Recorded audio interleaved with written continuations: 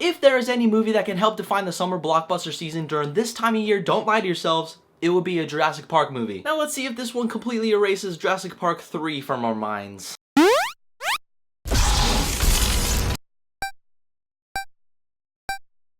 Okay, so Jurassic World. So Jurassic World is the 4th installment to the Jurassic Park series, and in this one we get to see John Hammond's vision of having a park available to the public become open. And we have Bryce Dallas Howard, who's the head honcho of the facility, realizes that everyone might get bored of the same attraction, therefore creating the genetically modified hybrid dinosaur. Unfortunately for her, the dinosaur, also known as the Indominus Rex, escapes its cage, as you have seen in the trailer, and starts tearing shit up and becomes a massive problem. And with the help of Chris Pratt and his team of dinosaur whisperers, they all must work together to stop the creature before it kills a population of 20,000 people. Now, we haven't seen a Jurassic Park movie since the 3rd one, and it's been almost a decade since we've seen the franchise get completely destroyed. And I was a bit worried for Jurassic World because there were parts in the trailer where I was like, I don't know about that shit. But it turns out it was a fun movie. It wasn't great whatsoever, but it was a fun summer blockbuster. Because where would a summer blockbuster be without a cast that can carry a movie? For the most part, the acting was pretty good. Chris Pratt, who is technically the lead for this movie, proves on why he's one of the biggest stars in Hollywood today. He just brings this high-level energy and this consistency within his character that made almost every scene that he was in enjoyable to watch. And one aspect of him that I thought was gonna be cheesy, but it wasn't. I'll touch on that a bit later. Bryce Dallas Howard, who is also in the movie, and seriously, out of all the characters in Jurassic World, she is the one that surprised me the most. She wasn't just an overlook of Jurassic World or a character that stood around her did nothing. No, she had layers and character development that made her a very interesting character. Part of that had to do with her outrunning dinosaurs in high heels the entire movie. That shit is impressive and hard to do. Not that I would know or anything, but you go, girl. Vincent D'Onofrio in this movie, he was an alright character. He was one of those people that tries to weaponize these dinosaurs, but overall, he was okay. And the kids in this movie, they did a good job as well. I'll touch on them a bit later, but overall, the cast was enjoyable. And of course, a Jurassic Park movie has to have visuals that'll stimulate our senses, and they were extremely impressive, once again bringing the universe of Jurassic Park back to life. Obviously, it's all CGI, but most of it looked crisp and clear, as you can tell that the team really put their love into the effects, making sure that the dinosaurs seem real. However, it does just an okay job for it capturing this as a Jurassic Park movie, because some scenes absolutely nails it, and some honestly fails. One scene in particular, when you first see Jurassic World and it's playing the iconic soundtrack, and it's just scaling over buildings, so I'm like,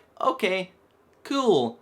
Buildings. Shouldn't you play that iconic theme when you first see the dinosaurs? I don't know, the thing that people come to see this movie for? I don't know, just a suggestion. But for it having that Jurassic Park feel of a monster movie, it executes it pretty well, where you feel the suspense building and building as the movie progresses. Whenever a scene gets quiet while the protagonist is hunting down this dinosaur, you really get engaged in those moments, because let's be honest, you want to see some people get eaten. And you do get that. I was entertained to see people getting tore up. All of that is fine and dandy, but whenever those scenes happen, you get surrounded by a cheesy script and poor dialogue. It's not one of those things where it's like, oh, it's okay because it's a Jurassic Park movie. No, it's noticeable, and it brings a couple bit of points down for me. How the story was told, there are many aspects of the film that they really did not need to put in there. For example, like the kids that you see in the movie. They have this subplot where it's very slow in the beginning, and you're like, okay, come on, let's get back to Chris Pratt and Bryce Dallas Howard. That's the real energy right there. Because when you get to Chris Pratt and his Caesar Milan skills with dinosaurs, you find out that it is one of the most interesting and surprising parts of the movie that is not cheesy. I'm serious. There was a scene that almost made me cry. It beautifully establishes the relationship that Chris Pratt has with these dinosaurs. They really go in depth within that type of relationship that I can honestly call beautiful. But then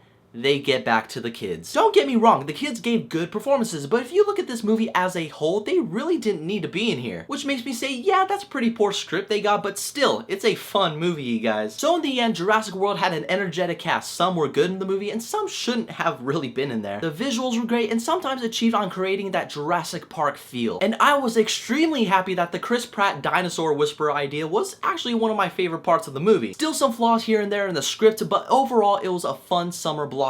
Because I say if you really want to see Jurassic World, it would be in the middle of a matinee price. Oh, but wait, there's more. It's one of those movies where it would help if you had some buddies with you. If you guys want to see a movie Friday night, go see Jurassic World. You guys will have fun with it. Just pay the matinee if you're gonna go see it by yourself is what I'm saying. But have you guys seen Jurassic World, and what did you think about it? Whatever your thoughts are, leave a comment below. And as always, there's a link for my Twitter and my Facebook in the description as well. Keep in contact with me. Don't forget to hit that subscribe button. But in the meantime, I have to get going to train velociraptors and not get eaten. I'm gonna get eaten, trust me.